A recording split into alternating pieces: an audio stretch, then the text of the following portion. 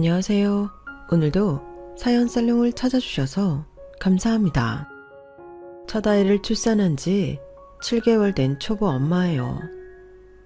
출산을 하고 얼마 안 됐을 무렵 한창 산후조리에 신경 써야 할 때 저는 엉뚱한 일로 마음고생을 엄청 했어요. 네 거 내 거 구분 못하고 남의 거에 함부로 손대는 시댁 식구들 때문이었죠. 그런데 웃기는 게 뭔지 아세요? 말도 행동도 함부로 하는 이 사람들이 저희 친정아빠 하는 일이 천박하다고 결혼을 반대했었다는 사실이에요. 저희 아빠 직업이 한국에 몇 없는 희귀 직종이라서 나름 직업에 대한 자부심도 있고 급여도 의사나 변호사급으로 상위권에 드는데도 말이죠. 내 직업도 아닌 부모 직업 때문에 사돈을 맺을 수 없다는 말을 들었을 때는 이 결혼을 포기할까도 생각했어요. 모르긴 해도 남편이 중간에서 노력하지 않았다면 그렇게 됐을지도 몰라요. 저희 시부모님을 비롯해 손이 시누이는 명문대 출신에 직업도 꽤 좋은 편이에요. 어머니는 이화여대 가정학과를 졸업하고 여중에서 가정선생으로 재직하셨고 아버님은 서울대를 나와 대기업을 다니셨어요. 손이 시누이는 연세대 영문과를 나와서 번역과로 활동하고 있고요. 솔직히 학벌이랑 직업은 어디 내놔도 손색이 없는 사람들이죠. 하지만 아무리 좋은 대학 나와서 좋은 직장만 다니면 뭐합니까? 사람 자체가 저질인걸요. 남들 앞에선 고상한 척, 교양 있는 지식인인 척하고들 살지만 실상은 달랐어요. 다들 그거 아시죠? 고상한 척하고 사는 사람들이 오히려 뒤는 더 구리다는 거요. 저희 시댁 식구들이 그래요. 돈 있고 지위가 높은 사람들 앞에선 한없이 유하고 너그럽지만 자신들보다 못하다 싶은 사람들 앞에서는 얼마나 어깨에 힘을 주고 거만하게 구는지 말로는 표현이 다 안 될 정도라니까요. 1년도 안 되는 결혼 기간 동안에도 저희 친정부모님을 얼마나 깔보고 무시했는지 정말 이가 갈릴 지경이에요. 그래서 이참에 저도 작정하고 저희 시댁 식구들의 추악한 본 모습을 공개 저격할까 합니다. 이에는 이, 눈에는 눈이라고 내 부모를 욕하고 무시하는 인간들은 똑같이 응징해줄 생각이거든요. 저는 어린 시절을 거의 엄마와 단 둘이 보냈어요. 아빠가 없었던 것도 아닌데 말이죠. 지금은 도선사로 일하는 아빠지만 예전에는 큰 배를 타는 항해사였어요. 아빠는 한 번 배를 타고 바다로 나가면 집에 돌아오기까지 6개월이 걸릴 때도 있고 1년이 걸릴 때도 있어서 가족과 함께 보내는 시간이 상대적으로 적었어요. 그렇다 보니 제가 어렸을 때는 집을 떠나 해가 지나서야 집에 돌아오는 아빠는 못 알아봐서 아빠가 저를 안을 때면 빽빽 울기 일쑤였대요. 부산 남자 특유의 무뚝뚝함으로 무장한 아빠였지만 먼 바다 위에서 딸내미 사진 한 장 들고 만나는 날을 오매불망 기다렸던 아빠로서는 서운하지 않을 리가 없었죠. 그럴 때마다 엄마는 중간에서 무척 민망했다더라고요. 딸이 아빠를 못 알아보니 왜 안 그렇겠어요? 그래서 무한한 마음에 장난처럼 아빠를 놀리셨대요. 지은아, 니도 낯설제. 엄마도 이 남자가 내 남자가 맞나 싶다. 그래도 어쩌겠노? 집도 안 잊자불고 때 되면 잘도 찾아온다 아이가. 고마우름 그치라. 그래도 허구한 날 얼굴 맞대고 살아가 지긋지긋한 것보다 낫다 아이가. 볼 때마다 새삥 아빠다 생각하고 웃는 얼굴 봐주라. 하, 딸내미 앞에 두고 잘하는 소리다. 그래, 니는 새삥 남편 보니까네 새롭고 좋나? 좋다. 지지게 좋다. 너무 좋아가 가끔은 이래도 되나 싶다. 남들은 3년이면 질려가 남편 숨소리도 듣기 싫다 카드만 내는 30년이 지나도 절대 그럴 일 없다 아이가. 한마디로 떨어져 사는 바람에 늘 신혼 같다는 엄마의 말에 아빠는 서운했던 마음을 풀곤 하셨어요. 그래서 그런지 저희 부모님은 아직도 서로를 애틋해하는 마음이 크신 것 같아요. 티격태격하면서도 서로를 바라보는 눈빛을 보면 애정이 잔뜩 묻어나 있거든요. 하지만 늘 이렇게 행복만 볶으며 사시는 건 아니에요. 수십 년을 배 타는 남자 아내로 살면서 엄마 가슴에 쌓인 게 어디 없겠어요. 왜 여자들이 그러잖아요. 다른 건 몰라도 출산할 때 자리 비운 남자는 절대 용서가 안 된다고요.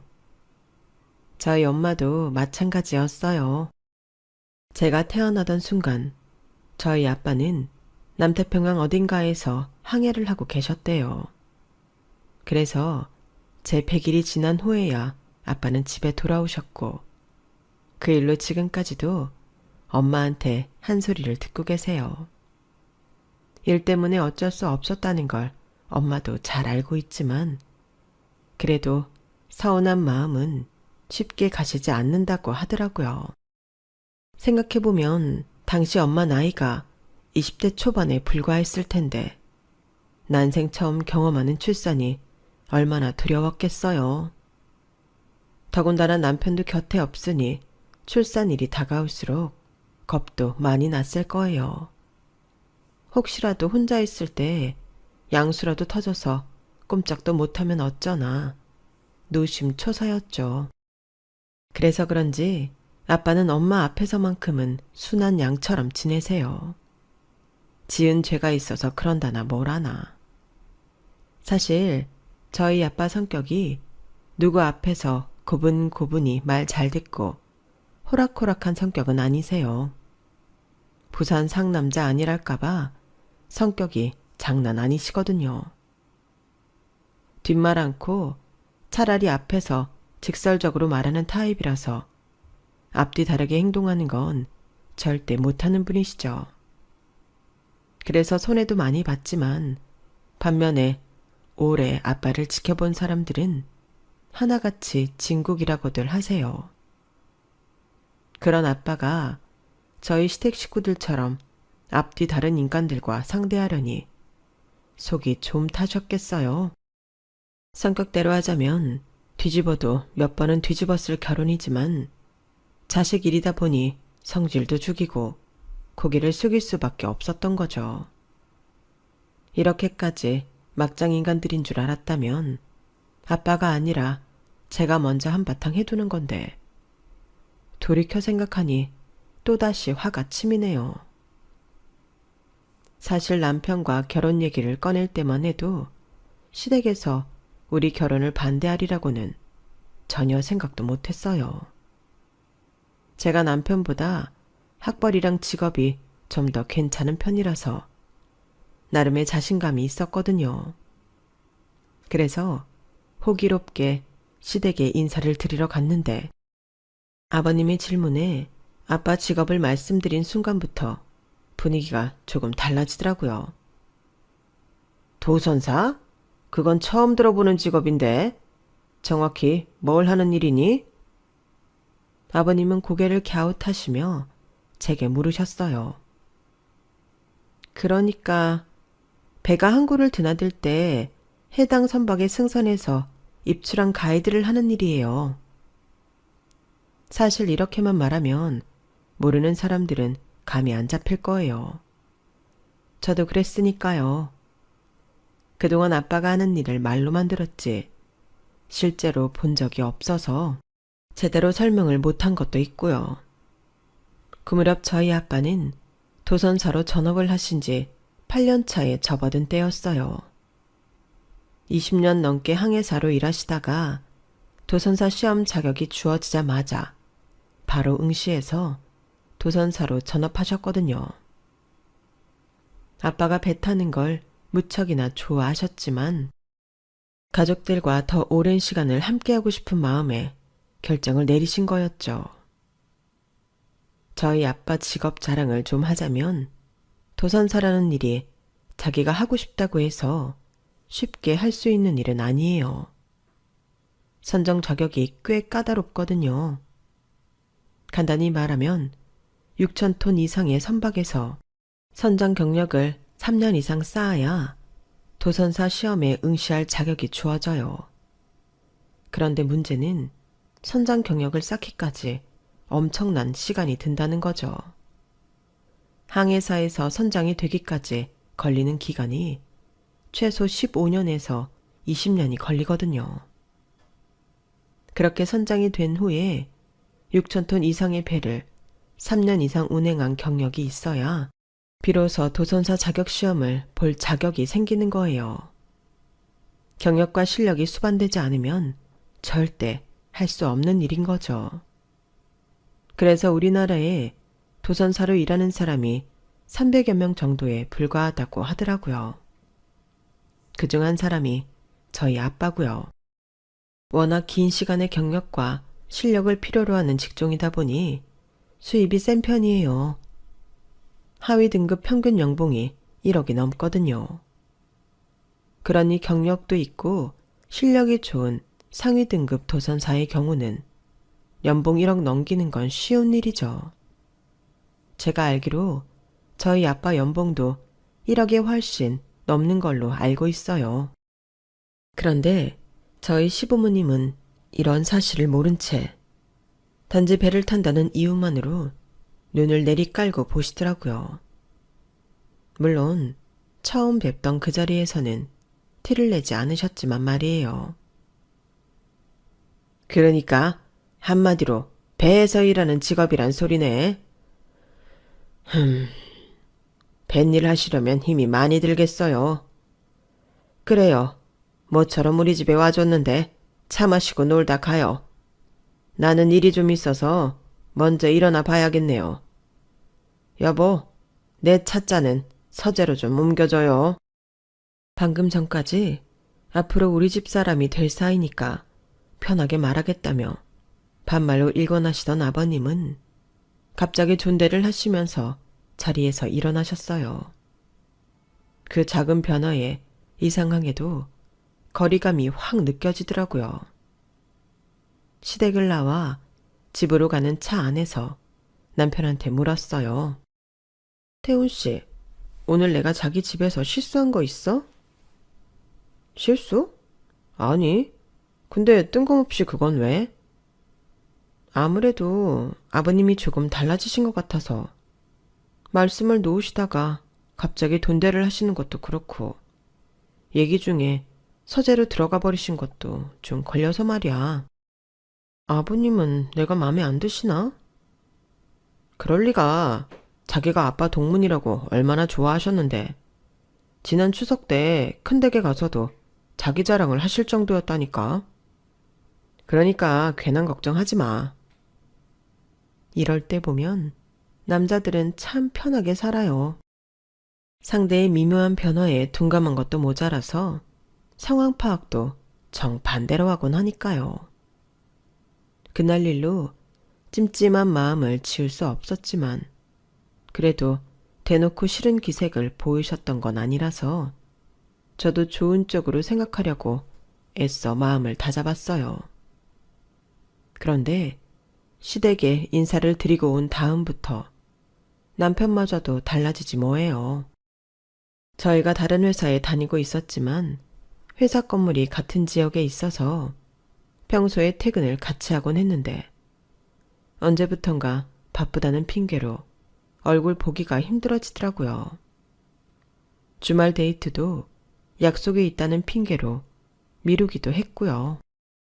그렇게 2달이 지나자 더는 모른 척 눈 감고 있을 수가 없었어요. 그래서 퇴근 후 말도 않고 남편 회사 앞으로 갔죠. 그랬더니 퇴근하자마자 어딘가로 바쁘게 가더라고요. 들키지 않으려고 약간의 거리를 두고 따라가 봤더니 글쎄 웬 여자랑 만나고 있지 뭐예요. 분위기를 보니 그날 처음 만난 사이인지 둘 사이가 꽤나 어색하게 보이더라고요.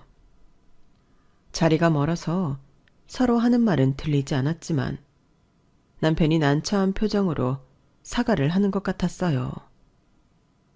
결국 앉은 지 10분도 채 안 돼서 여자는 나가버렸고 남편 혼자 덩그러니 남아서 어딘가로 전화를 하더라고요. 그 틈을 타 슬쩍 다가가서 통화 내용을 들었어요. 아버지, 정말 언제까지 이러실 거예요? 저 지은이랑 결혼할 거라고 분명히 말씀드렸잖아요. 그런데 왜 매번 저한테 말도 않고 선자리를 만드시냐고요? 글쎄, 저는 지은이 아니면 결혼 안 해요. 앞으로는 이런 자리 만들지 마세요. 평소 아무리 화가 나도 얼굴 한번 안 찌푸리던 남편은 정말 화가 났는지 아버님과 통화 중에 큰 소리를 냈어요. 그러니까 요 근래 들어 바쁘다는 일이 아버님 강요로 선을 보는 거였다는 걸 안 저는 속이 부글부글 끓어올랐어요. 남편 마음은 아버님과 다르다는 걸 알면서도 화가 쉽게 가라앉지 않더라고요. 그래서 나도 모르게 퉁명스런 말투가 튀어나와 버렸죠. 그러니까 선보느라 바빴던 거구나. 나 몰래 그것도 회사 근처에서 말이야. 지은아, 네가 여긴 어떻게 왔어? 지금 그게 중요해? 자기가 나 속이고 딴 여자랑 선을 봤다는 게 중요하지. 그래, 아버님이 강요해서 할 수 없이 나온 거라는 건 인정할게. 하지만 나한테 얘기는 했어야지. 언제까지 날 속일 생각이었어? 오늘 내가 뒤 안 밟았다면 앞으로도 쭉 속이고 선보러 다닐 생각이었냐고. 말해봐. 순간 너무 화가 나서 공공장소라는 것도 생각 못하고 소리를 지른 저는 커피 전문점 안에 있던 손님들 시선이 저희 두 사람한테 쏠리는 걸 인지하고서야 아차 하는 생각이 들었어요. 하지만 이미 칼은 뽑은 와중에 사람들 시선 때문에 은근슬쩍 넘어갈 수는 없었죠. 지은아, 내 얘기 좀 들어봐봐. 네가 화내는 거 이해해. 나라도 그랬을 테니까. 그래서 오늘은 제대로 단판 지으려고 했어.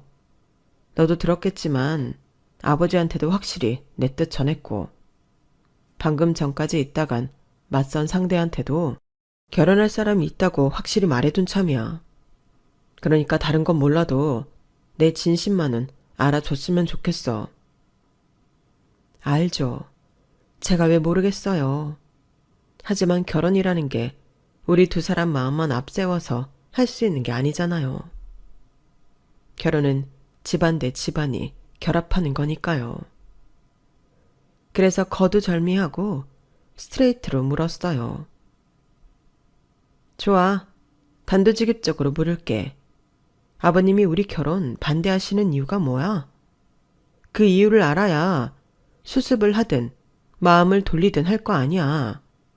뭔데 이유가? 그러자 남편은 잠시 망설이더니 기어 들어가는 목소리로 말했어요. 너희 아버님 직업이 좀 걸리시나 봐. 너도 대충 눈치채서 알겠지만 우리 부모님이 남의 이목을 되게 신경 쓰는 분들이거든. 사돈 될 사람이 뱃일하면서 푼돈 버는 분이라는 게 못마땅하시대. 주변에서 알까봐 창피하시다고. 역시나 제 예상이 틀리지 않더라고요. 처음 인사드리러 갔을 때 미묘하게 달라졌던 그 태도가 역시나 저희 아빠 직업 때문이었던 거예요. 아니, 도선사가 왜 창피한 직업이야? 그거 아무나 못하는 거야. 막말로 아버님이 대기업에 다니시긴 하지만 20년 넘게 근속하시면서 임원까지 못 가셨잖아. 비교하자면 도선사는 대기업에서 경력이란 능력 인정받아서 간부 자리까지 올라간 거나 진배 없는 직업이라고. 그리고 우리 아빠 연봉이 얼만데 푼돈이래. 자기 아버님 연봉 1억은 돼? 우리 아빠 딴 거 다 빼고 순수 연봉만 1억 3천이라고. 진짜 누가 누굴 창피해야 하는데? 뭐? 1억 3천? 아니, 도선사라는 직업이 연봉을 그렇게나 많이 받아? 그래, 그래서 내가 말했잖아. 그 직업이 쉽게 가질 수 있는 직업이 아니라고. 잘 모르면 나한테라도 자세하게 물어보실 일이지. 어쩜 자기 아버지는 말 한마디 않고 뒤에서 사람 뒤통수를 치냐? 이런 거 저런 거 다 떠나서 솔직히 나 자기랑 결혼 다시 생각하고 싶어. 그렇잖아. 만약에 우리 아빠가 돈 없고 직업이 변변찮은 사람이었다면 말도 안 되는 자기 아버지 행동에 내가 이렇게 광분이나 할 수가 있었겠어? 아니잖아. 우리가 사랑해서 결혼하자는 건데 부모 직업 때문에 쌀에 섞인 쭉정이 거르듯이 걸러지는 꼴 당하면서까지 나 자기랑 결혼하고 싶지 않다고. 그러니까 자기도 앞으로 나한테 연락하지 마. 욱하는 마음에 자리를 박차고 나왔어요. 남편이 따라 나와 저를 만류했지만 그날은 정말이지 남편 얼굴도 보기 싫더라고요. 마침 얼마 뒤가 구정 연휴여서 저는 고향 부산으로 내려갔어요. 부모님은 내심 제가 결혼 상대를 데리고 집에 오길 바라셨던 눈치인데 굳은 표정으로 저 혼자 내려온 걸 보시고는 제 눈치만 살피시더라고요. 딱 봐도 뭔가 문제가 있다는 걸 아셨을 거예요. 하지만 성질 급한 아빠는 결국 참지 못하시고 제게 물으시더라고요. 니 와 혼자 내려왔노? 같이 안 온다 카드나? 말해봐라. 싫다 카드나? 어이? 아, 좀. 아빠야, 내 머리가 깨질락 한다. 고마해라. 말해봐라. 와니 대구박이 깨질락 하는데 금마가 니 싫다 카드나? 말 좀 해봐라. 뭔데? 어이? 아빠야, 직업이 싫다 카드라. 뱃일 하는 거 쪽팔리가 사돈 못 맺는다 카드라. 인제 됐나? 아빠가 하도 귀찮게 해서 내뱉은 말에 순간 분위기가 싸해졌어요. 아빠는 세상 다 잃은 표정으로 멍하게 서 있더라고요. 그러자 엄마가 달려와 저를 붙들고 흔드셨어요. 니 지금 뭐라 했나? 뭐시? 쪽팔리? 도선사가 왜 쪽팔리가 사돈도 못 맺는다 하는데? 치는 뭐 그리 대단한 일 한다고? 내 남편 직업이 쪽팔리다 카느냐고. 의사나 뭐 판검사나 된다 카드나. 대통령이나 된다 카드나. 아이고 무시라. 치는 뭐 그리 대단한 사람이라고. 치아라. 결혼이고 뭐고 파이다. 네, 딴 건 몰라도 내 남편 무시하는 것들이랑은 사돈 절대 못 맺는다. 네가 가가 단단히 전해라. 그 짝이 아이고 우리가 이 결혼은 절대 허락 못한다고. 알겠나? 화가 단단히 난 엄마는 명절이고 나발이고 다 필요 없다며 대낮부터 깡소주를 병째 들고 나발을 부셨어요. 평소대로라면 오히려 더 화를 내고 소리를 질러대야 할 아빠는 그날따라 입을 꾹 다문 채 축 처진 어깨로 앉아 계셨죠. 그 모습을 보니 제 속에서도 천불이 올라오더라고요. 그래서 엄마가 마시던 소주병을 뺏어 들고 벌컥벌컥 마셨어요. 그리고는 남편한테 전화해 쌍욕을 메들리로 퍼부어 주었어요. 이런 딸을 뜯어 말려야 할 엄마는 옆에서 오히려 추임새까지 넣어주며 살벌한 부산욕을 시전해 주셨죠. 그날 모르긴 해도 남편은 밥을 안 먹어도 배가 불렀을 거예요. 그리고 다음날 아침, 전날 과음으로 인해 쓰린 속을 부여잡고 간신히 눈을 뜬 엄마와 저는 아빠가 끓여준 콩나물 해장국으로 해장을 했어요. 그 큰 손으로 쪽파까지 쏭쏭 썰어서 해장국 위에 뿌려주는 아빠를 보니 미안하고 안쓰러운 마음이 들어서 코끝이 찡했어요. 아빠야, 미안타. 그래도 내는 우리 아빠야가 세상에서 제일 멋지고 훌륭하다고 생각한다. 내 맘 알제? 무라, 곡 식는다. 그러자 엄마가 아빠 팔짱을 끼며 말하셨어요. 네 아빠 이깟 일로 상처 안 받는다. 사내 대장부 아이가 부산 사나이. 세상의 남자가 천지 삐까리라 해도 네 아빠만한 사람은 절대 없다. 지은이 니도 남자 보는 눈을 길러라. 알겠나? 여보, 내 국물 좀 더 둬. 이게 참 맛있네. 그때였어요. 아침 일찍 초인종이 울리더라고요. 명절 당일이라서 찾아올 사람도 없는데 말이죠. 그런데 월패디에 찍힌 얼굴을 보니 글쎄 남편이지 뭐예요. 설마 어제 전화로 욕 좀 했다고 열받아서 찾아온 건 아닌가 싶어서 선뜻 문을 못 열겠더라고요. 그러자 아빠가 다가와 쓱 보시고는 제게 물으셨어요. 누구? 아빠야, 어쩌지? 내가 어제 술 먹고 욕 좀 했다고 서울서 따지러 왔는갑다. 치아라. 그리고는 바로 문을 열어주셨어요. 남편은 현관에 들어서자마자 넙죽 인사를 하고는 저희 부모님께 사과부터 드렸어요. 명절 아침부터 연락도 없이 찾아와서 죄송하다고요. 그러면서 양손 가득 들고 온 선물을 전해드리고는 바로 저희 아빠 앞에 무릎을 꿇었어요. 모든 게 자기가 부족해서 벌어진 일이라며 욕을 하시면 듣고 때리시면 맞을 테니 이 결혼은 꼭 하게 해달라고 하더군요. 하지만 말이 채 끝나기도 전에 엄마가 끼어들어 여기가 어디라고 찾아왔냐며 소리를 치셨어요. 마치 쇼미더머니에 나온 래퍼처럼 부산말을 속사포로 쏟아내는 통에 남편은 제대로 알아듣지도 못했을 테지만요. 그러자 아빠가 엄마를 말리고는 술상을 봐달라고 했어요. 그렇게 명절 아침에 술상을 사이로 마주한 아빠와 남편은 말 한마디 없이 술을 마셨어요.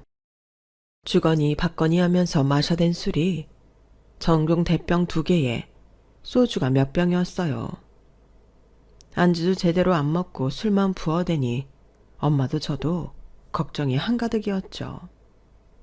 그렇게 몇 시간을 이어가던 두 남자의 술 배틀은 아빠가 먼저 술잔을 떨어뜨리면서 제 남편의 승리로 끝이 났어요. 그리고 두 사람은 안방 침대에 나란히 누워 잠이 들었죠. 그리고 다음날 엄마는 북어 해장국을 끓여 두 남자한테 먹였어요.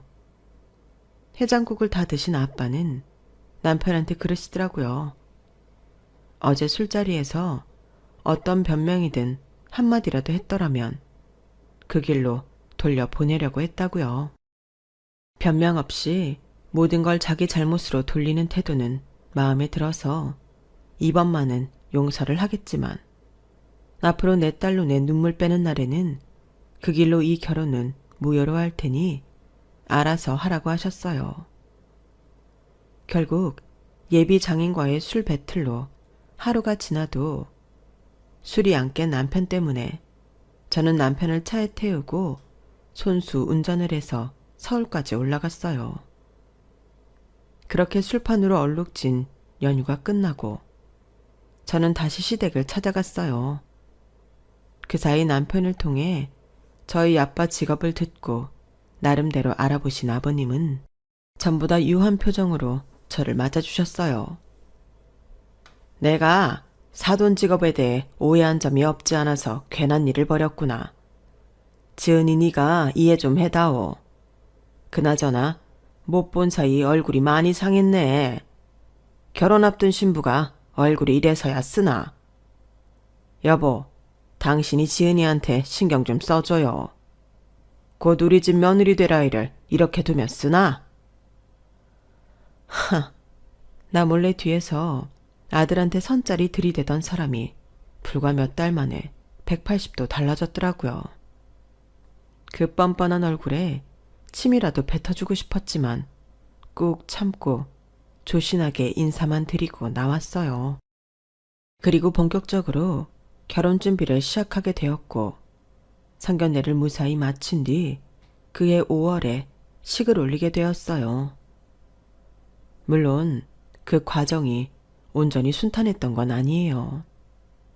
저희 집에선 내심 부산에 내려와 식을 올려주길 바랐지만 그건 너무 무리한 요구다 싶어서 제가 부모님을 설득해야 했거든요. 그렇게 다사다난한 시간을 뒤로하고 결혼 생활을 시작한 우리 부부는 그해 가을 아이를 갖게 되었어요. 그리고 이듬해 여름 끝자락에 출산을 하게 되었죠. 남편과 저를 묘하게 닮은 딸이었어요. 결혼식은 서울에서 했으니 출산과 산후조리만큼은 부산 친정에서 하라는 친정 부모님 성화에 이번엔 저도 순순히 따르기로 했어요. 남편도 곁에 장모님이 계시는 게 안심이 된다며 그렇게 하기로 했죠. 물론 시댁에서는 그 문제로 말이 많았지만 그건 남편이 알아서 처리해 주었어요. 제가 무사히 순산을 한 그날 아빠는 기다렸다는 듯이 제 손에 차키를 쥐어주시더라고요. 아도 낳는데 경차로 부산까지 오는 게 좀의 권리가 하나 샀다. 아빠야, 이거 너무 비싼 선물 아이가? 못해도 1억은 될 낀데? 그러자 옆에 있던 엄마가 그러시는 거예요. 1억? 아이고야, 니 이래 세상 물정 모르나? 풀옵션 해가 1억 4천 주삐다. 니 아빠 모르나? 딸내미 위한다 카모 간도 쓸게도 다 떼줄인간 아이가. 니 출산일 맞춰가 준다고 옷돈까지 주고 안 샀나? 정서방, 우리 지은이 산후조리 끝날 때까지 운전 연습 단디해 두라. 두 여자 목숨 정서방한테 달리다 아이가. 분에 넘치는 수입 차키를 받아든 남편은 어안이 벙벙한 표정으로 저를 바라봤어요. 화통한 아빠 성격에 출산 선물을 꽤 그럴듯한 걸로 해주실 거라고 예상은 했지만 억대 수입차를 해주실 줄은 몰랐기 때문에 저도 놀라기 마찬가지였죠. 당장 저는 아빠가 마련해준 산후조리원에 들어가 있어야 해서 차는 남편이 서울집으로 가져갔어요.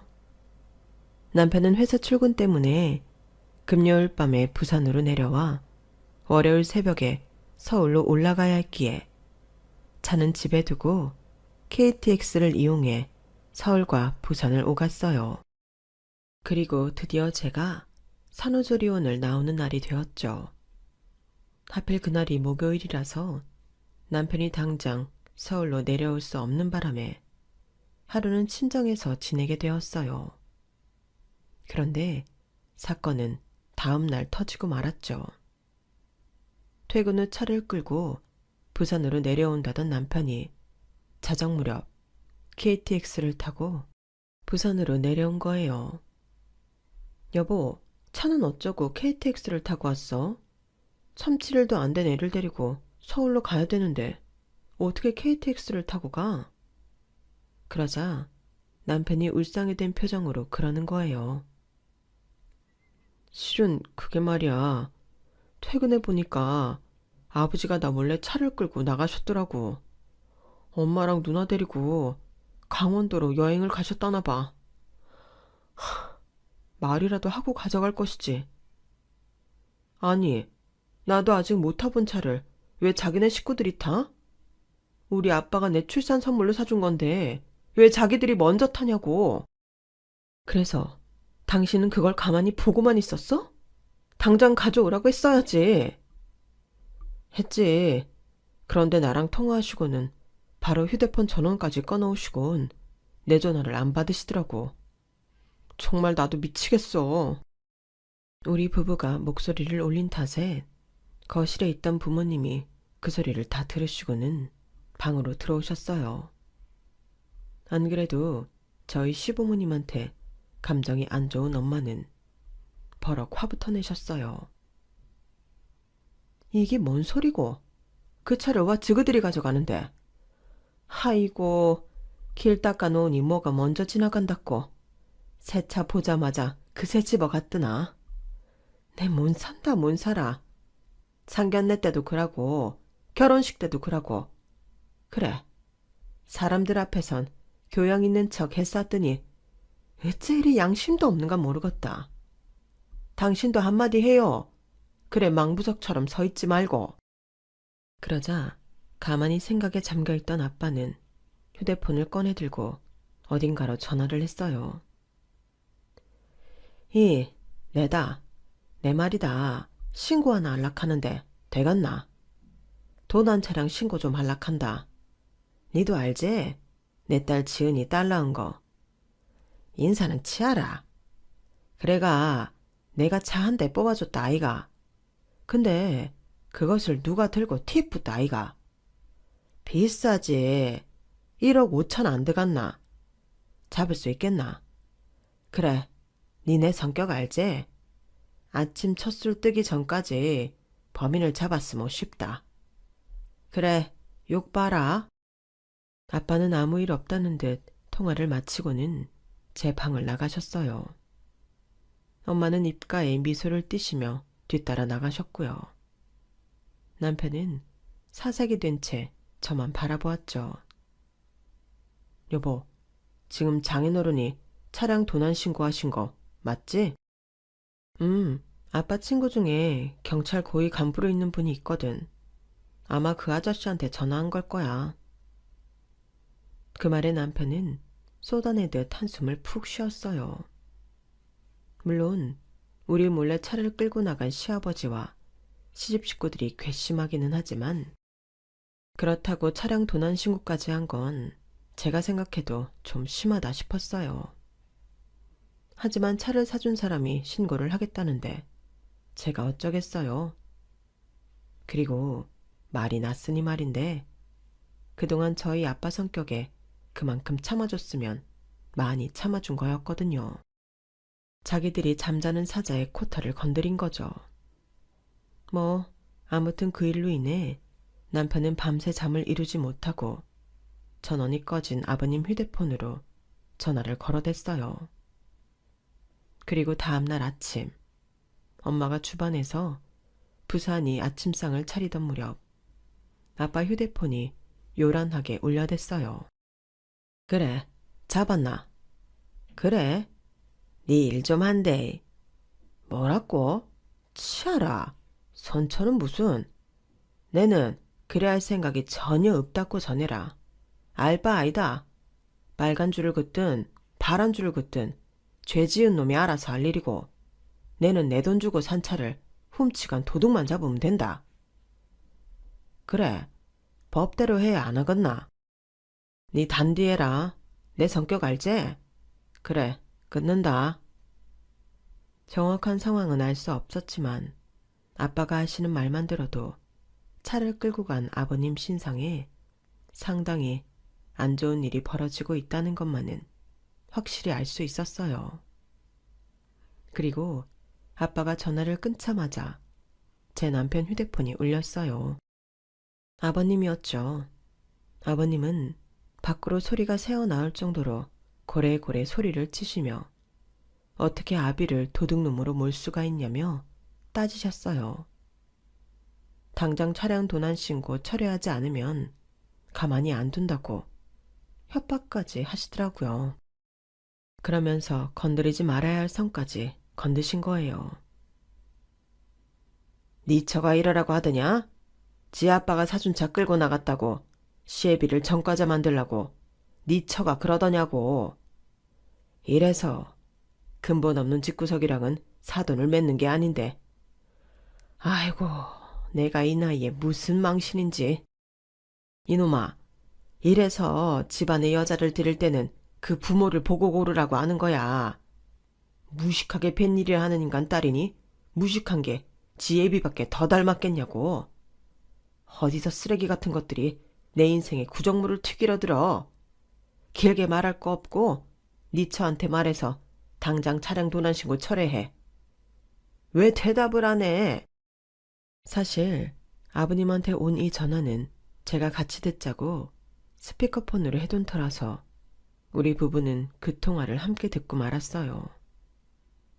통화를 듣는 내내 저는 저 깊은 곳에서부터 끓어오르는 분노로 손끝이 바들바들 떨리고 있었어요.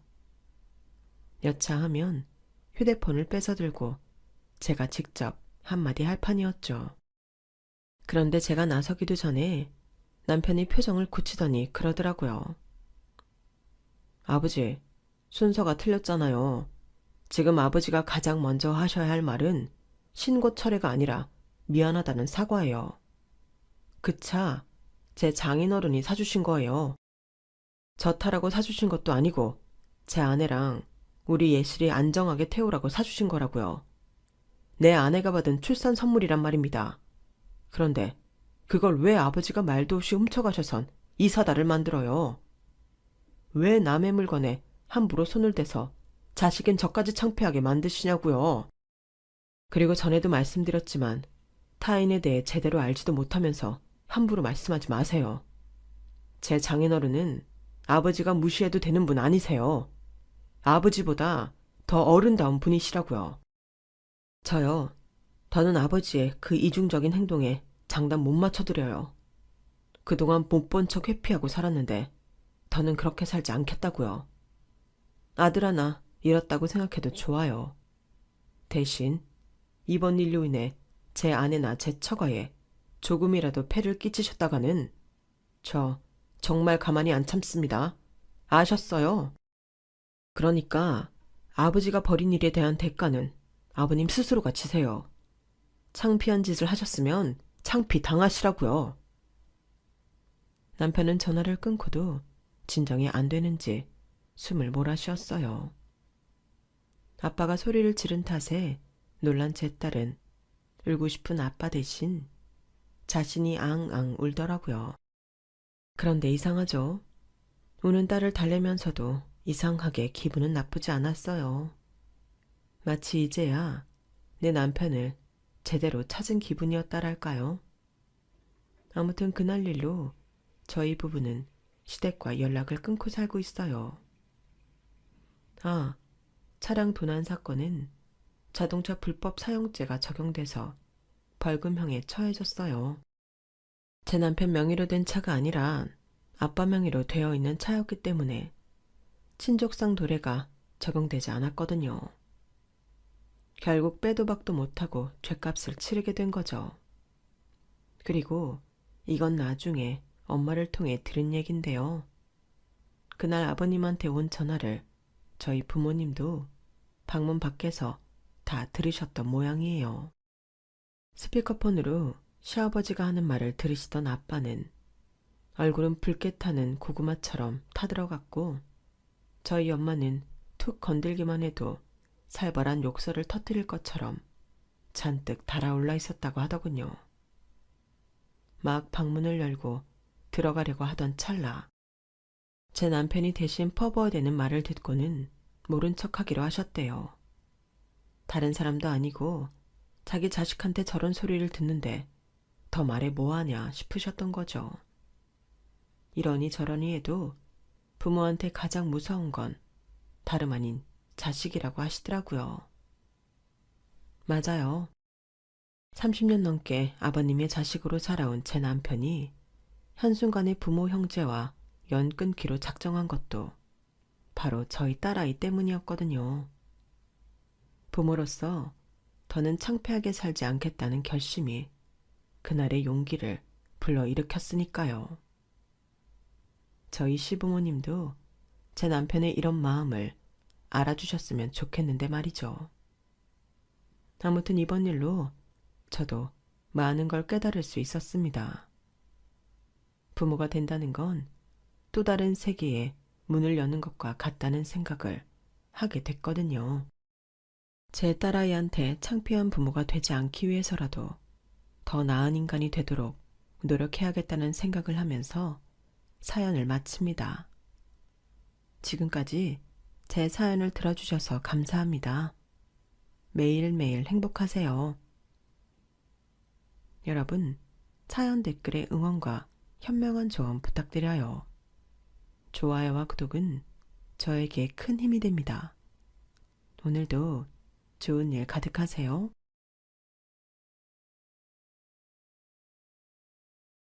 안녕하세요. 오늘도 사연 살롱을 찾아주셔서 감사합니다. 저는 40대 후반의 여성입니다. 남편이랑 결혼한 지는 벌써 20년이 좀 넘었네요. 결혼 전에도 물론 이런저런 일은 많았지만 결혼하고 나서는 다들 결혼이 인생 이막이라고 하는 이유가 있구나 싶을 만큼 정말 많은 일들이 있었던 것 같아요. 결혼 전에는 비교적 평온하고 오르막 내리막이 적었던 반면 결혼하고 아이가 생겨 내 가정을 이루자 그전에는 상상도 못했던 다양한 이유로 풍파가 생기더군요. 그래도 그나마 다행인 건 외부적인 풍파를 제외하면 가정 안에서 일어나는 내부적인 풍파는 비교적 거의 없었다는 점이었어요. 40대가 되고 나니 이런저런 그들만의 이유로 갈라서는 부부도 꽤 많이 봤고 생각보다 가정의 형태가 굉장히 다양해지더라고요. 20, 30대는 참았다가 40대가 되니 안 맞는 부분을 서로 참고 살던 게 터져서 헤어지는 부부가 참 많더라고요. 그러는 와중에도 저희 부부는 딱히 큰 갈등 요소라는 게 없었고 어디 가서 이야기할 만한 시댁 문제라는 것도 딱히 없었어요. 참 운이 좋았던 거죠. 그래서 사실 저는 이런 채널이 있는 줄도 몰랐어요. 생각보다 시댁이나 남편과의 갈등이 심한 집이 많다는 걸 뒤늦게야 알게 되었죠. 사람 마음이 참 간사하다고 평화로울 땐 관심도 없던 이런 종류의 이야깃거리가 저에게 해당이 되기 시작하니 문득 다른 분들의 사연도 궁금해지면서 이 채널을 알게 되었어요. 저는 결혼 정년기쯤 오랜만에 재회한 대학 동기를 통해 남편을 소개받게 되었어요. 그때만 해도 별로 연애를 해야겠다는 생각은 없었는데 소개도 안 받으면 대체 언제 결혼할 거냐는 부모님의 성화에 못 이겨 나가본 거였어요. 남편의 부모님은 두 분 다 공무원이셨고 남편은 당시 평범한 회사원이었어요. 호감형 인상에 키도 크고 시원시원한 성격에 첫 만남부터 예상보다 훨씬 마음에 들었어요. 친구도 남편이 성격이 참 괜찮다며 소개를 시켜준 거였고 워낙 흔한 멘트라 반은 믿고 반은 안 믿었었는데 정말로 그 성격이 참 마음에 들더라고요. 애매하게 사람 헷갈리게 하는 것도 없고 한번 이거다 싶으면 직진하는 성격에 아니다 싶으면 미련 없이 털어버리는 스타일이더라고요. 저는 우유부단하거나 아무런 목적 없는 사람을 싫어하는데 목적이 생기면 끝까지 밀어붙이는 끈기에 성취욕까지 있는 사람이라 몇 번 만나보지 않았음에도 확 끌렸고 다행히 남편도 마찬가지였던 모양이에요. 저희는 4번의 만남 끝에 정식으로 교제를 시작했어요. 나이가 나이인 만큼 자연스럽게 결혼을 전제로 한 만남이었죠. 요즘에 이런 말을 하면 좀 시대착오적이라고 생각할 수도 있겠지만 그때 당시 제 꿈은 현모양처였어요. 제가 어렸을 때는 지금만큼 여성분들이 대학을 대부분 졸업하거나 직업을 갖고 일하는 분위기는 아니었거든요. 그렇다 보니 많은 여자들이 현실적으로는 좋은 남편 만나서 시집 잘 가는 게 최고라고 여기던 때가 있었죠. 저는 저희 엄마처럼 사는 게 꿈이었어요. 아직까지도 제 인생에서 가장 큰 복이라고 할 수 있는 건 저희 부모님이라고 할 수 있거든요. 젊은 시절 사업을 크게 번창시키는데 성공하신 친할아버지의 재산을 물려받은 아버지 덕분에 유복하게 살았던 건 물론이고 엄마께서도 재산을 헛되이 쓰지 않고 사나운 땅값이 많이 올라 저의 유년 시절은 경제적으로 풍족하고 여유가 있었어요.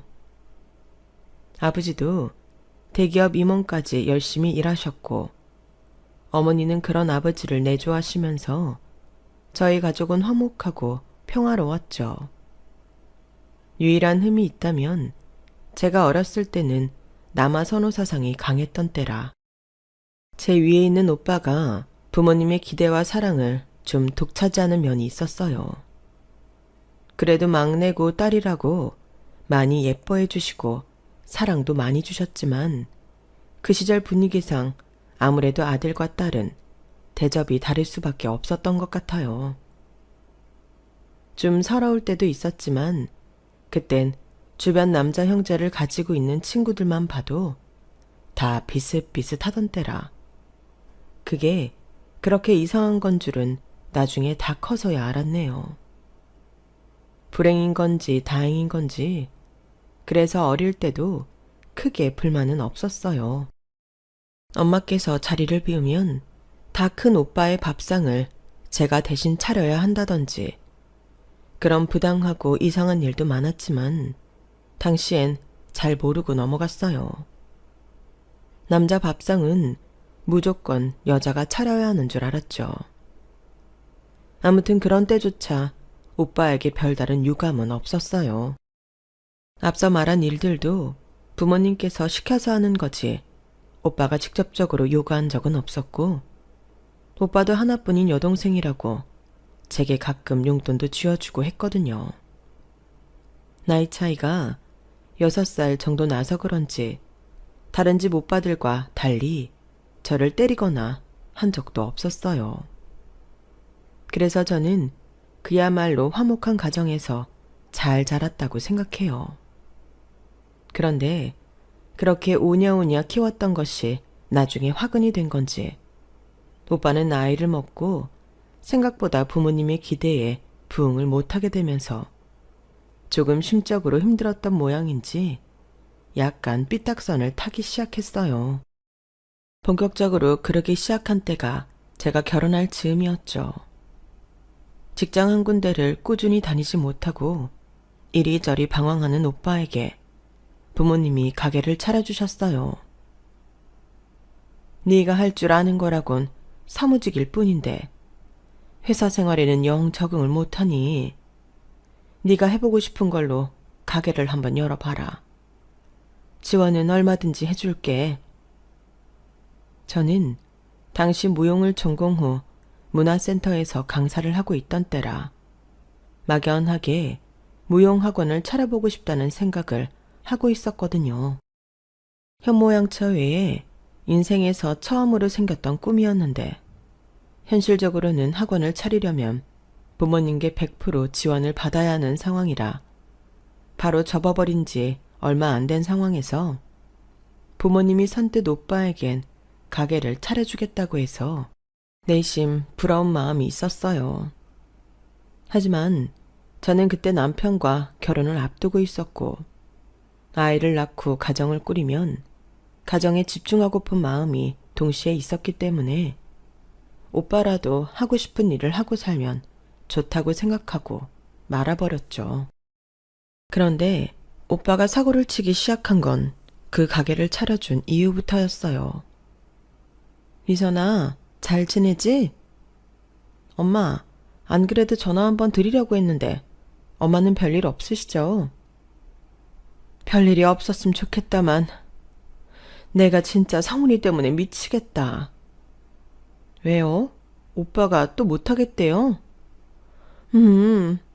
애가 왜 이렇게 진득한 맛이 없는지 뭐 하나 시작했으면 끝장을 봐야 하는데 좀 안 된다 싶으면 바로 접고 다른 거 하겠다고 난리를 치니 내가 제명에 못 살겠다 정말. 오빠는 정말로 하고 싶은 게 있다기보다는 그냥 부모님이 차려주신다고 하니 그때그때 관심 있는 종목에 뛰어든다는 느낌으로 장사를 했어요. 그러니 유행이 꺾이고 매출이 떨어지는 것 같으면 금세 흥미를 잃어버리곤 했죠. 문제는 오빠가 장사를 해서 본전도 못 뽑은 상태에서 늘 일을 관뒀다는 거였어요. 두 번째 차렸던 치킨집까지는 장사를 접어도 어쩔 수 없지라는 분위기였는데 세 번째로 새로운 장사를 시작하겠다고 했을 때는 집안 전체 분위기가 안 좋아졌을 정도로 부모님께도 부담이 되는 상황이었어요.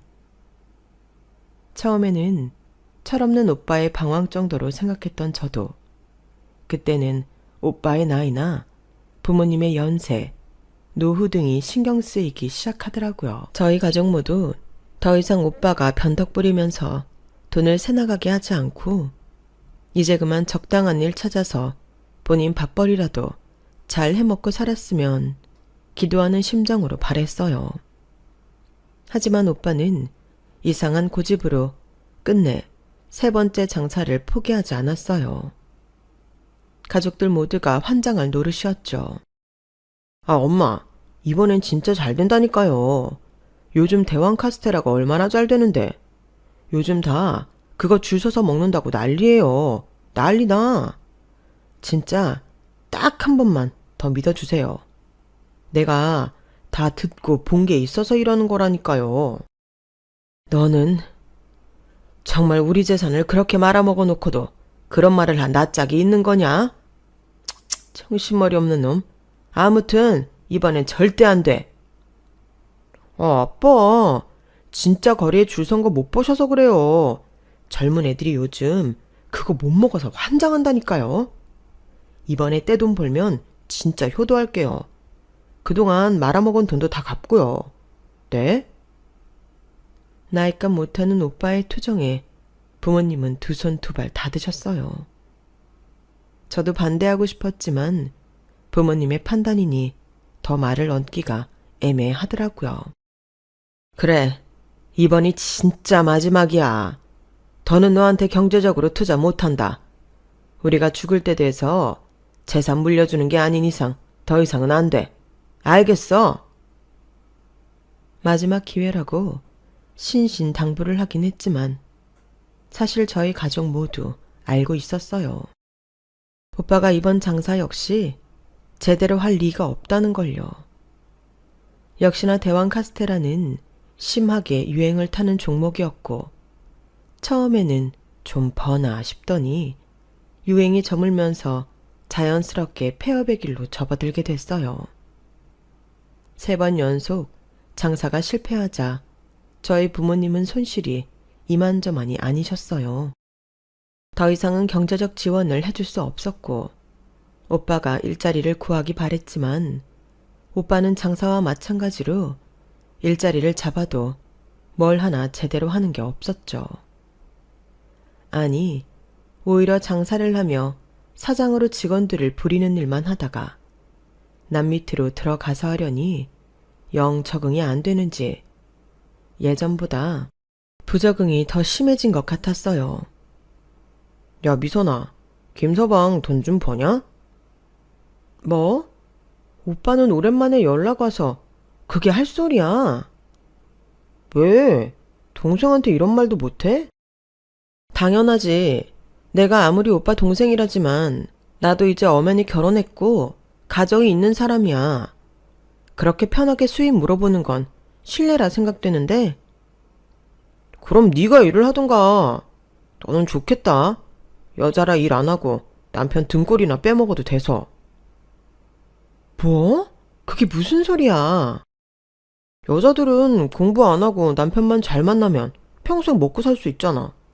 집에서 하루 종일 빈둥빈둥 놀다가 빨래하고 청소하고 요리하면 그만 아니야? 그렇다고 혼자 하는 것도 아니고 남편도 가끔 돕겠지? 난 있잖아. 요즘 네 인생이 제일 부럽다. 오빠가 뭔데 내 인생을 그렇게 쉽게 판단해? 나도 나한테 처음으로 생겼던 꿈 오빠 때문에 접었어. 부모님한테 지원 부탁해볼까 생각까지 들었을 정도로 꽤 진심이었는데 오빠가 직장 그만두면서 안 그래도 오빠한테만 쏠리던 경제적 지원이 규모가 더 커져서 그리고 솔직히 편하게 산 건 오빠 쪽이 더하지 않아? 나는 결혼 전까진 성실하게 열심히 일했어. 결혼하고는 나도 그렇지만 남편도 내가 육아에 집중하길 원해서 일을 그만둔 거고, 오빠는 어릴 때부터 엄마 아빠가 잘못을 해도 오냐오냐, 실수를 해도 오냐오냐 하고 방 청소를 스스로 해본 적도 밥 한 번 제 손으로 차려 먹어본 적 없지. 도대체 그동안 엄마 아빠가 인간대라고 공부시켜준 건 다 어디로 가고 이렇게 망나니가 됐어. 솔직히 오빠 장사 3번 말아먹고 우리 집 재산 절반 이상 말아먹는 동안 나는 오빠한테 불평 한 번 안 했어. 오빠도 오빠 나름대로 힘든 점이 있겠거니 싶어서. 근데 오빤 뭐야? 내가 어떻게 지내는지 관심도 없으면서 싫은 소리 좀 했다고 대뜸 내 인생이나 비난하고, 오빠가 그러고도 오빠야? 그러고도 인간이야? 그래, 부모님이 오냐오냐 키워서 내가 이렇게 된 거야. 근데 뭐 부모님이 마냥 오냐오냐만 하신 줄 알아? 내가 장남이니까 똑똑해야 된다고 집안을 더 일으켜 세워야 한다면서 괜한 욕심 부려서 부담감 팍팍 준 게 우리 부모님이야. 너는 막내니까 예쁨만 받고 자라서 모르겠지만 그런 부담감이 날 얼마나 병들게 했는지 네가 알기나 해? 기가 막혔어요. 싸우던 당시 나이가 40이 넘어가던 양반이 그런 소리나 하고 있으니 얼마나 어이가 없었겠어요. 오빠가 애야? 나이가 몇인데 아직도 부모 탓 원망이나 해. 우리 부모님만큼 경제적으로 여유 있고 사랑으로 풍족하게 키워주신 분들이 어딨다고. 난 오빠에 비해 덜 받고 자랐어도 우리 부모님만한 분들 없다고 생각해. 오빠가 양심이 없는 거지. 제발 이제 그만 가족들 속 좀 썩이고 정신 좀 차려. 저는 그날 오빠와 연을 끊기 직전까지 심하게 싸웠어요. 정말 이 인간이랑은 다시는 상종을 하지 말아야 하나 생각하니 정말 우울하더라고요. 누구보다 화목한 가정이었는데 어쩌다 이렇게 된 건가 싶었어요. 따지고 보면 저나 부모님이나 아무도 잘못한 건 없는데 왠지 오빠가 저렇게 망가지고 나니 잘못한 것 같은 기분이 들더라고요. 괜한 죄책감인 걸 알면서도 오빠만 생각하면 기분이 울적했죠. 그럴 때마다 절 위로해 준 건 다름 아닌 남편이었어요. 형님도 너무 힘드시니까 그러신 거겠지. 당신한테 한 말이 다 진심은 아닐 거야. 원래 사람이 본인이 힘들 때 가장 비겁해지잖아. 형님도 좀 안정을 되찾으면 금방 괜찮아지실 거야. 원래 그렇게 나쁜 분은 아니었다며. 그런 거겠지? 정신 차려보니 오빠가 너무 많이 달라져 버린 느낌이라 너무 마음이 안 좋아.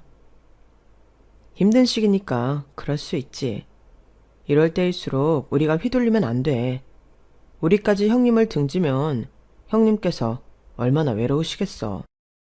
이미 오빠와의 다툼으로 마음이 상한 터라 남편의 말이 크게 와 닿지는 않았지만 그래도 가족은 가족인지라 나쁘게만 말하지 않는 남편이 내심 고마웠어요. 남편은 그날 이후로 장인 장모님도 신경이 쓰인다며 아들이 못하는 효도까지 지극정성으로 대해주기 시작했어요. 오늘 장인 장모님한테 소고기 좀 보내드렸어. 도착하면 바로 구워 드시라고 해. 응? 오늘 아무 날도 아닌데? 갑자기? 뭐 꼭 무슨 날이어야 선물 보내나? 맛있는 고기 든든하게 드시라고 보낼 때도 있는 거지. 이렇게 깜짝 선물 보내면 기분 좋잖아. 고마워. 안 그래도 어제도 오빠가 엄마한테 행패 부려서 속 좀 썩었다는데. 너무 좋아하시겠다. 나는 시댁 이렇게 못 챙기고 있는데 너무 잘 챙겨주는 거 아니야? 에이, 아니야. 요즘 애들 말로 뭐라더라. 효도는 셀프래. 우리 부모님은 내가 알아서 챙길 테니까 당신은 아무 걱정 말어. 당신은 당신 가족 신경 쓰기도 바쁘잖아. 고마워, 여보. 힘든 시기에 든든한 버팀목이 되어주고 알뜰살뜰 저희 가족을 챙겨주는 남편에게 유독 많이 의존하게 되었던 것 같아요. 그땐 정말 결혼하길 잘했다는 생각을 다시 한번 하게 됐던 것 같아요. 오빠와의 사이는 소원해졌어도 남편과의 사이는 돈독해졌죠. 저희 부모님 역시 아들의 부재를 사위가 채워준다고 생각하셨던 것 같아요. 누구보다도 아들에게 기대가 많으셨던 두 분이니 그럴만도 했어요. 번듯한 직장, 세심하게 챙겨주는 다정함 등 부모님께서 원했던 아들상이 다름없는 저희 남편이었거든요. 사돈께서는 어쩜 이렇게 자식을 잘 키우셨을까? 우리 아들도 김서방 반의 반만이라도 닮았더라면 참 좋았을 텐데. 내가 아들한테 못 받은 효도를 김서방한테 다 받아. 그래서 좀 살 것 같네. 숨통이 트여. 고맙네, 김서방. 그러게 말이야. 나도 어디 가서 아들 자랑은 못해도 사위 자랑은 할 말이 많아. 어쩜 이렇게 처가한테 잘할까. 요즘 같은 세상에 정말 김서방 같은 사위 없어. 저 녀석은 애지중지 키워놨더니 어찌 저리 부모 속만 까맣게 석이는지 몰라. 형님도 마음 잡으시면 금방 괜찮아지실 거예요. 장인 장모님, 그때까지만 조금 참고 기다려주세요. 그동안 저희가 더 잘할게요. 어쩜 말도 이렇게 예쁘게 해? 솔직히 말하면 처음에는 김서방이 우리 집보다 조금 없는 환경에 부모님 지원도 못 받는다고 해서 결혼시키기 좀 망설였는데 역시 그때 그냥 결혼시키길 잘했어. 우리는 김서방 하나 보고 결혼 허락한 거다. 어려운 환경에서도 참 사람이 훌륭하게 바르게 컸어. 우리 성훈이는 풍족하게 키워놓으니 아주 망나니가 다 됐는데 자꾸만 비교해서 미안한데 김서방만 보면 자꾸 우리 성훈이가 떠올라. 아들 가진 부모 마음이 다 이런가 봐. 김서방이 이해 좀 해주게. 저놈 저러는 게 안타까워서. 이해하죠, 장모님. 언제든 힘든 일, 속상한 일 있으시면 털어놓으세요. 아니 글쎄, 어제는 저 괄괄한 성격에 아직도 친구는 남아있는 건지 새벽까지 술을 마시고는 집 비밀번호를 잊었다고 문을 쾅쾅 두드려대는 거야. 우리 무슨 일 있는 줄 알고 간밤에 얼마나 놀랐겠어. 근데 술 냄새 풀풀 풍기면서 한다는 말이 재산은 다 자기 쪽으로 물려주라는 거 있지. 미선이네 부부는 자기보다 잘 사니까 주지 말라면서. 내가 진짜 살다 별 황당해서 말도 안 나오더라고. 그러니까 아무리 내 자식이라지만 우리도 사람인지라 저놈한테 몇 년을 내리 시달리고 나니 참 곱게만은 보이지가 않아. 저놈한테 쏟아부은 게 얼만데 저놈 효도는커녕 불효나 신나게 저지르고 있으니 곱게 봐줄래도 그게 힘들어서 말이야. 우리가 바보도 아니고 저놈한테 더 이상 줄 돈은 없어. 우린 투자할 만큼 투자했거든. 우리 착한 딸은 지 오빠에 비해 뭐 받은 거 하나도 없는데도 불평불만 없이 이렇게 잘 사는 거 봐. 기특해 죽겠다니까. 우리 남은 재산은 다 미선이한테 줄 거야. 우리도 사람인데 우리한테 잘하는 자식한테 주고 싶지. 안 그래? 맞아. 저놈 자식한테 줄 재산이 있으면 차라리 우리 김서방을 주는 게 낫겠다니까. 우리가 재산 안 주겠다니까 길길이 날뛰면서 집에 있는 물건 다 때려 부수는 정신 나간 놈한테 주느니 야무지고 똑똑하고 우리한테 잘하는 김서방한테 주는 게 낫지. 아이, 너무 과찬이세요. 저는 그냥 사위로서 해야 할 도리를 하고 있는 것 뿐인데요. 사위라고 누가 이렇게 다 잘해? 다른 집 얘기 들어보면 다들 처가 재산에만 관심 있지 막상 잘하지도 않고 장인 장모 보기는 우습게 한다던데. 김서방은 결혼하고 한 번도 내가 그런 꼴을 못 봤잖아. 솔직히 처음 김서방이 우리 집 놀러 왔을 때 식사하고 딱 손 걷어붙이고 설거지하는 거 보고 엄청 놀랐다니까. 그러게 사위는 백년 손님이라고 보통은 거실에서 빈둥거리다 집 가는 게 옛날엔 당연했거든. 근데 주위에 물어봐도 그런 사위 김서방밖에 없더라. 우리가 아들복은 없어도 사위복은 있나 봐. 자식이 둘인데 둘 중 하나라도 잘 살면 됐지.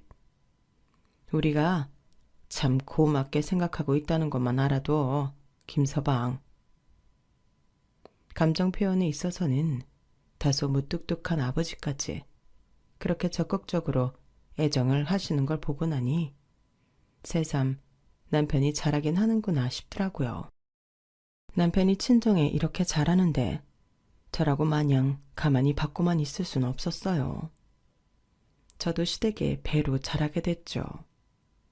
참 운 좋게도 그 시절 뭐든 부려먹으려고 했던 전형적인 시부모님과는 다르게 저희 시부모님은 저를 남의 집 귀한 딸 대하듯 해주셨지만 그걸 누리기엔 남편이 저희 집에 하는 게 있다 보니 편하게만 있기가 영 마음이 찜찜하고 힘들더라고요. 그래서 시댁에 가면 괜히 없는 일도 만들어서 하곤 했던 것 같아요. 돈을 버니 경제적으로도 많이 베풀 수 있는 남편에 비해 저는 남편에게 생활비와 용돈을 받아 쓰던 입장이다 보니 경제적으로 베풀기보단 실질적인 노동으로 해드릴 수 있는 게 더 많았거든요. 시부모님께서도 나이가 드셔서 집안일을 꼼꼼히 하기 힘들어 하시는 경향이 있으셔서 가면 꼭 냉장고 정리나 안 입는 옷장 정리, 살고 계신 주택 앞마당에 무성하게 난 잡초 제거 등 제가 도울 수 있는 건 최대한 돕다가 왔어요. 아무도 해달라고 시킨 적 없었지만 제가 뭐라도 해드리고 싶어서 스스로 했던 일이었어요. 남편이 고마워서 시작했던 일들이었는데 아이러니하게도 남편은 저희 집에서는 뭐든 손 걷어붙이고 나서서 하면서 시댁에만 오면 양반다리하고 앉아 제가 일을 하든 뭘 하든 쉬기만 하더라고요. 물론 저도 남편을 위해 하는 일이다 보니 남편이 많이 돕길 바란 건 아니었지만 가끔 생각했던 것보다 노동량이 있어 제가 버거워할 때조차 쳐다보지 않더라고요. 그래도 본인 부모님 돌봐드리는 일인데 이렇게까지 모른 척하는 게 조금 제 딴엔 이상하게 느껴져서 한 번은 물은 적도 있었어요. 여보, 근데 당신은 왜 시댁에만 오면 쉬기만 해? 우리 집에선 그렇게 싹싹하게 나서서 하면서 시댁 오면 유독 말수도 적어지는 것 같고 어머님 아버님이 당신이 우리 집에서 어떻게 하는지 알면 서운해하시겠다. 에이 뭘, 나 원래 집에서는 무뚝뚝한 아들로 커와서 별 생각 없으실걸. 그리고 우리 집은 잘 사는 것도 아니지만 딱히 우환이랄 것도 없잖아. 우리 누나도 결혼해서 평범하게 잘 살고 있고 우리도 속 한 번 썩인 적이 있나? 살아보니까 속 안 썩이고 조용히 사는 게 최고의 효도야. 장인 장모님 댁은 형님 때문에 속 썩고 있으니까 신경 쓰여서 더 잘하려고 하는 거지. 우리 집은 그렇게까지 신경 안 써도 돼. 그래도 나 참 우리 부모님인데 왜 당신이 그렇게 울상이야. 내가 괜찮다는데. 그리고 내가 장인어른 댁 가면 그렇게 힘들게 일하고 돈 쓰다 오는데 우리 집 왔을 때라도 좀 편히 쉬어야 하지 않겠어? 여기서 안 쉬면 내가 어디 가서 쉬어. 그냥 우리 부부가 잘하고 있는 거야. 각자 집에 잘하는 것도 좋지만 서로 상대방 집에 잘하는 게 그림이 좋지. 당신한테도 고맙게 생각하고 있어. 남편의 진심이 궁금해 물어본 거긴 했지만 내심 좀 도와달라고 떠본 말이기도 했는데 남편은 전혀 도와줄 생각은 없어 보였어요. 그래도 순수하게 남편을 위해 하는 일들인데 남편이 도와주길 바라는 것도 웃긴 것 같아서 그냥 묵묵히 제 할 일을 했죠.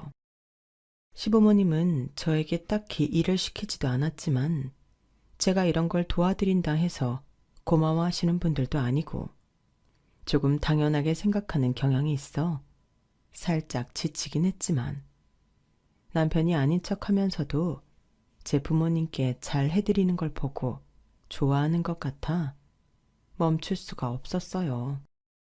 저도 남편이 지금처럼만 저희 부모님께 변치 않고 잘했으면 좋겠다 싶었거든요.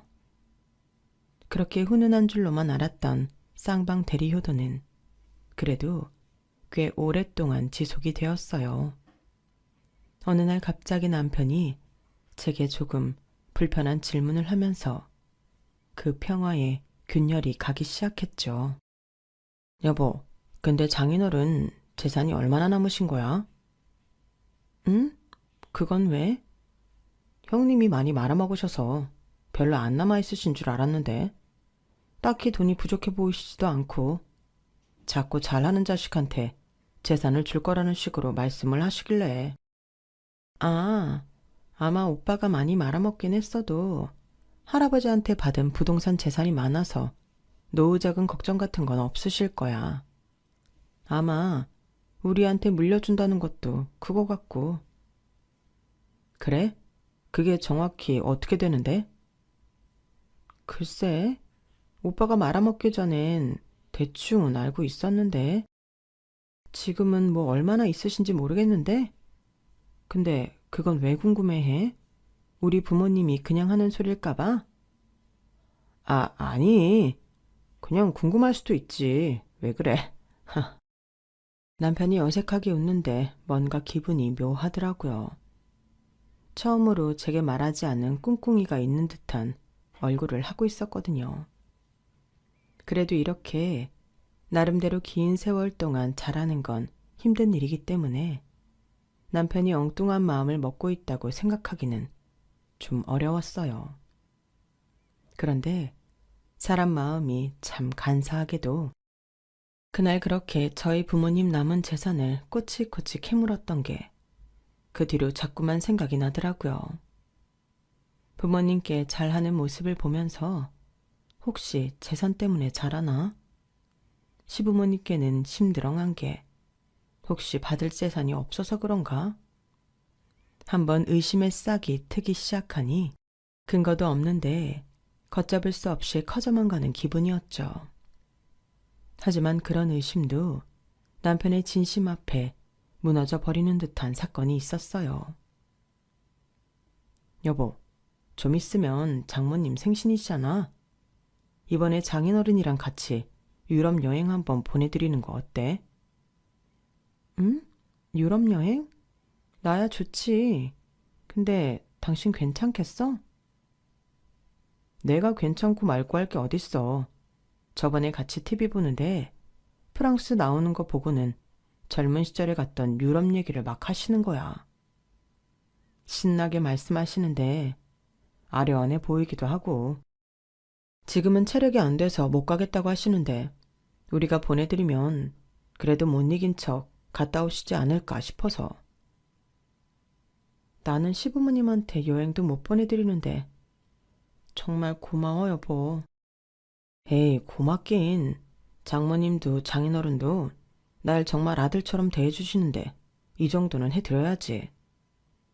유럽 여행이면 적은 돈도 아닌데 그걸 선뜻 저희 엄마 생신에 선물해드리겠다는 남편을 보며 남편의 순수한 의도를 괜히 의심한 스스로에게 실망하고 죄책감을 느꼈어요.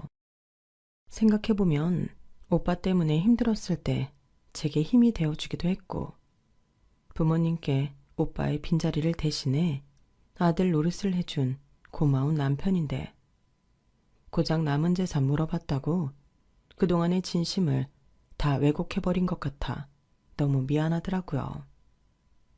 그래서 하루는 남편에게 서프라이즈 이벤트를 해주기로 결심을 했죠. 요즘 들어 남편이 야근이 잦아 끼니를 거르는 때가 많다고 해서 영 신경이 쓰이던 참이었거든요. 사무실이 많이 건조해서 힘들다고 했던 것도 생각나서 작은 가습기도 챙기고 3단 도시락통을 꽉꽉 채운 육첩 반상 도시락과 함께 곧 있을 남편 생일로 미리 돈을 모아 사뒀던 명품 지갑을 챙겨 남편의 회사로 갔어요. 예전에도 남편이 야근을 할 때 회사에 간 적이 있어 길은 익숙했죠. 남편의 사무실 앞에 사원증을 찍고 들어갈 수 있는 구조라 사무실 앞에서 남편에게 전화를 걸었는데 통화 중이라는 음성이 뜨고 전화를 안 받더라고요. 조금 있다가 전화하려고 기다리는데 남자 화장실 쪽에서 익숙한 목소리가 들려왔어요. 그니까. 야, 니네도 처가가 재산 좀 있는 것 같은데 잘 좀 해. 우리가 백날 이렇게 쎄 빠지게 돈 벌어봤자 모이는 거 하나 없다니까. 티끌 열심히 모아봤자 대대손손 물려받는 재산만 못해. 처가가 좀 못 같아도 그냥 네 자아는 없다 생각하고 충성을 바쳐. 그렇게 해서 재산 받아내면 앞으로가 편한데 그것도 못 참냐? 니네는 적어도 짜증나는 망나니 형님 같은 사람도 없잖아. 내가 그 인간 때문에 진짜 몇 번을 포기할 뻔한 줄 알아. 진짜 맨날 나한테 전화해서 돈 빌려달라는데 죽여버리고 싶더라. 그래도 장모님한테 말하니까 그냥 자기 돈 주라대. 그래서 다행이었지. 그래서 장모님 돈으로 그 인간 돌려막기 했잖아. 그리고 그 짓 할 때마다 미안하다고 나한테 덤으로 돈도 100만 원씩 줬다니깐. 대박이지. 아들 잘못 키워서 사위한테까지 피해줘서 미안하다고. 아내는 당연히 모르지. 비밀로 해달라는데 당연히 비밀로 해드려야지. 아내가 알아서 좋을 게 뭐 있어. 나는 귀찮은 망나니 떼내고 그럴 때마다 100만 원씩 받고 그 돈으로 효도해서 환심 사고 이보다 더한 선순환이 어딨냐. 최근에는 나한테 남은 재산 주기로 약속까지 하셨다니까. 어차피 나한테 주는 게 딸한테 주는 거랑 똑같은 것 같다면서. 대박이지. 나 이 재산 받으면 이혼하고 어디 젊은 여자나 좀 꼬셔볼까 봐. 재산 많다 하면 들러붙을 멍청한 여자애들 많을 텐데. 아내? 아내는 아무것도 모르고 우리 집에 충성하고 있는 게 좀 미안하긴 한데. 어쩔 수 있나. 세월이 이렇게 흐르니 사랑은 개뿔. 자식같이 키운 전우애밖에 안 남았다. 더도 뭔지 알지? 야, 두고 봐라. 이번 여행만 끝나고 돌아오면 그 집안 재산 다 내 거 된다. 이번엔 마음 확실히 굳히시라고 내가 그동안 받은 돈 모아놨다가 확 푼 거야. 이 돈이 더 큰 사랑으로 돌아올게 너무나도 분명해 보이거든. 형님 하는 거 잘 봐놨다가 너도 써먹어라. 이거 어디서 돈 주고도 못 들을 깡이야. 화장실에서 들려온 저질스러운 대화의 주인공은 다름 아닌 남편이었어요. 처음엔 믿을 수가 없어 제 귀를 의심했지만 길어지는 통화에 거듭 반복되어 들려오는 목소리는 의심할 여지 없이 제 남편이었죠. 남편의 입에서 나온 말들은 하나같이 제가 알고 지내던 남편과는 정말 다른 사람 같았어요. 뒤늦게 밀려오는 배신감에 저는 정말 기가 막히고 팔짝 뛰겠더라고요. 혈압이 급상승해 당장이라도 쓰러질 것만 같았어요. 저는 남편이 나오기만을 기다렸어요. 남편은 신나게 떠들던 통화가 끝나자 손을 씻고 나오더군요. 제가 어두운 복도에 우두커니 앉아있는 걸 본 남편이 소리를 질렀어요. 여보, 이 시간에 여긴 어쩐 일이야? 어쩐 일이긴. 난 네가 그딴 생각 품고 있는 줄도. 우리 부모님 돈으로 효도하면서 환심사고 있는 줄도 모르고 너무 고마워서, 당신한테 너무 고마워서 얼마 안 남은 당신 생일 미리 챙겨주려고 이렇게 다 준비해 왔는데, 이 나쁜 자식아, 네가 그러고도 사람이냐? 너는 편하게 우리 부모님 돈으로 효도할 때 나는 다 몸으로 일일이 뛰어가며 지극정성으로 잘해드리려고 했던 난 어쩔 건데. 살다 살다 내가 너처럼 앞뒤 다른 인간은 처음 본다.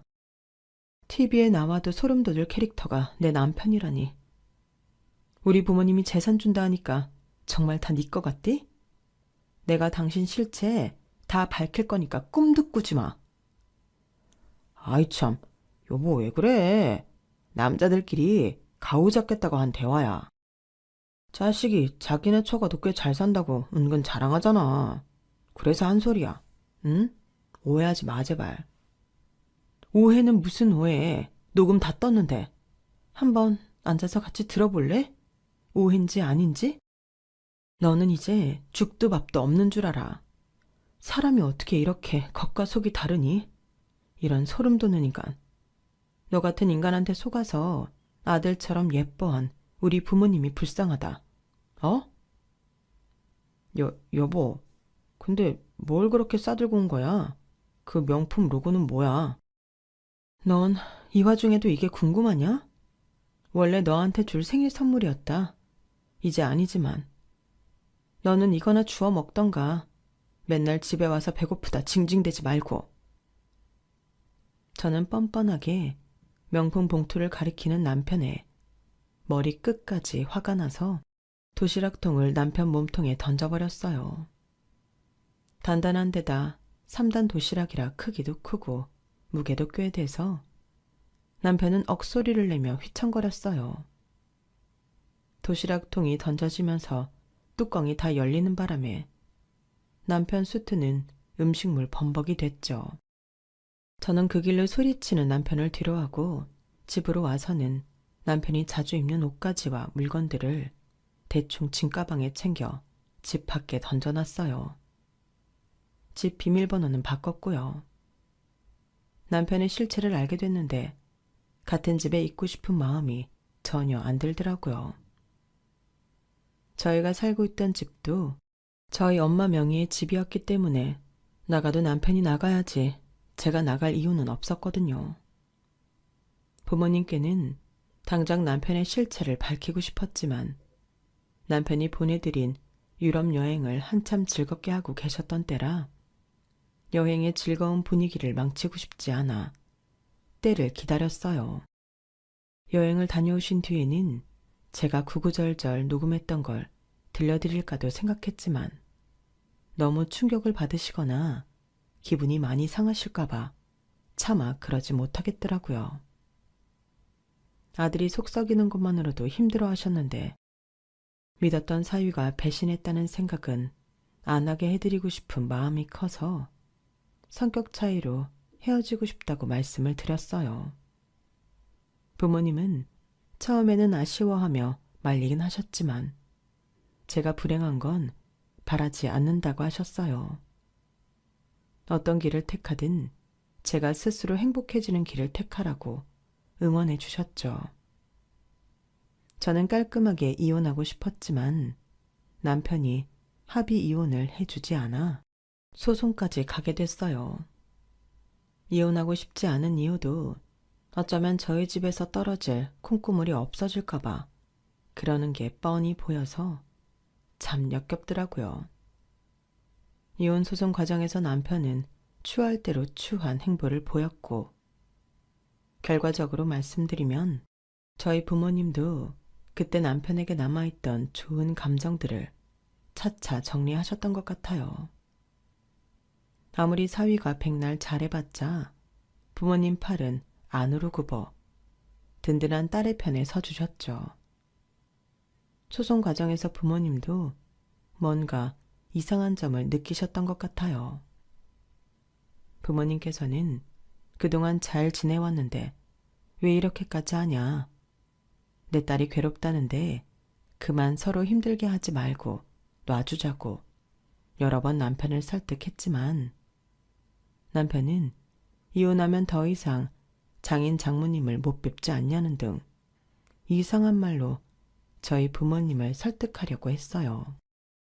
저희 부모님은 정 그렇다면 우리끼리 얼굴이라도 가끔 보고 지내면 되지 않느냐 했지만 남편이 이상하게 고집을 부리니 얘가 뭔가 꿍꿍이가 있는 놈이었구나.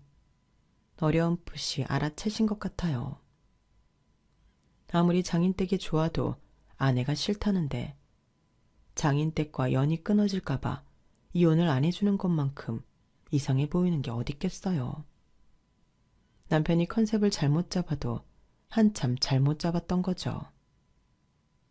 그 이후에도 남편은 유럽 여행으로 그동안 열심히 받아다 기껏 모은 돈까지 날려버리자 아깝다고 생각했는지 저희 부모님께 몇 푼이라도 더 뜯어내려고 자꾸 연락을 시도하는 것 같았어요.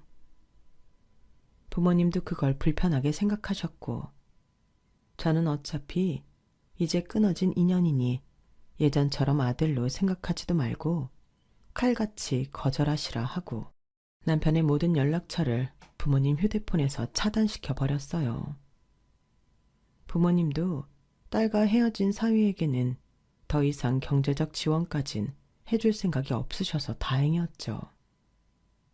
그동안 이런 식으로 콩고물 떨어질 것만 기대하고 저희 가족 모두를 속여왔다고 생각하니 자다가도 괘씸하고 분해서 잠이 확 달아나더라고요. 하루에도 몇 번씩 생각하면 울컥했어요. 더 늦기 전에 알게 되어 천만 다행이긴 했지만요. 저는 이혼한 이후로는 학습지 교사 일을 구해서 하고 있어요.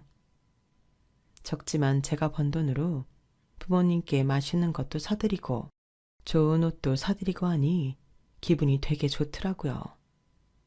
이런 맛에 돈을 버는 건가 싶기도 했고요. 경제권이 나에게 있는 행복을 이제라도 알게 되어 참 다행이다 싶어요. 그동안 남편에게만 기대어 돈을 받고 살아왔던 삶이 조금 아깝긴 하지만 어쩌겠어요. 지금부터가 제 인생의 산막이라 생각하니 그리 나쁘지만은 않은 것 같네요. 더 열심히 효도하며 저도 잘 살아보겠습니다. 응원해주세요. 제 이야기는 여기까지입니다. 항상 여러분께 행운이 가득하길 바랍니다. 여러분, 사연 댓글에 응원과 현명한 조언 부탁드려요. 좋아요와 구독은 저에게 큰 힘이 됩니다. 오늘도 좋은 일 가득하세요.